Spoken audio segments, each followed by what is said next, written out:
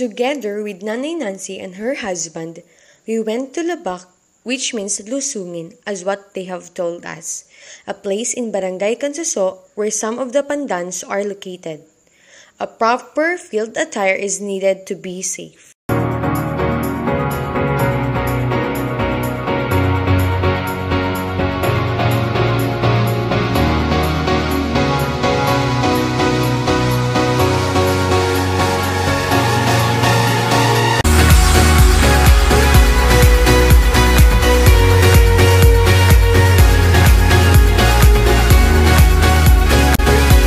Pandan doesn't have any planting season.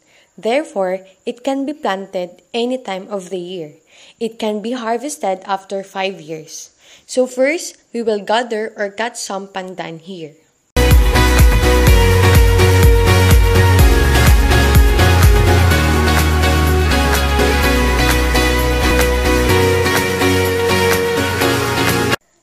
After gathering it, remove the sharp thorns along the edge of the leaf.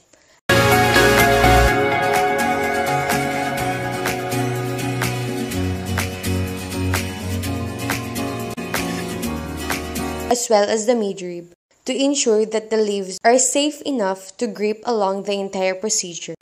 And now, we will bring the harvested pandan leaves to the drying site.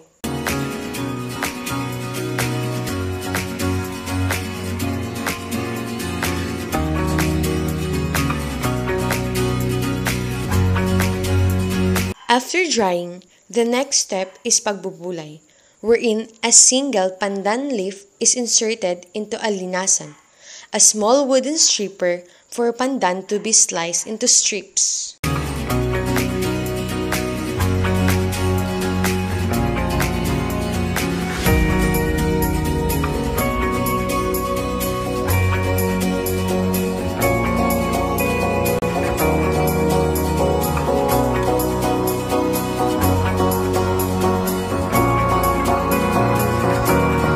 Then, the strips are softened by putting them under the iluhan, a heavy tree trunk that has been cut, attached with a heavy rolling concrete that provides the momentum to roll the trunk back and forth to soften the strips. And this process is what we call pag-iilo.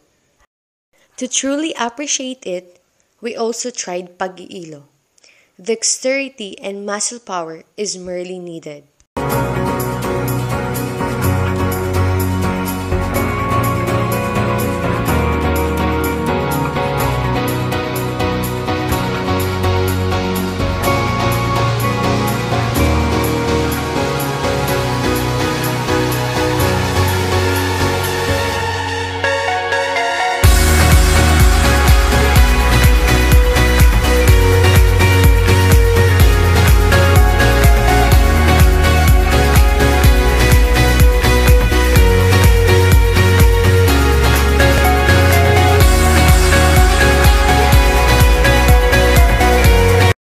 Weaving continues to be an important part of Cavinti people, especially the members of this community. They use pandan leaves to produce useful and unique items. Paglalala or weaving is a quite complicated thing, but once you get the rhythm, you will surely love it.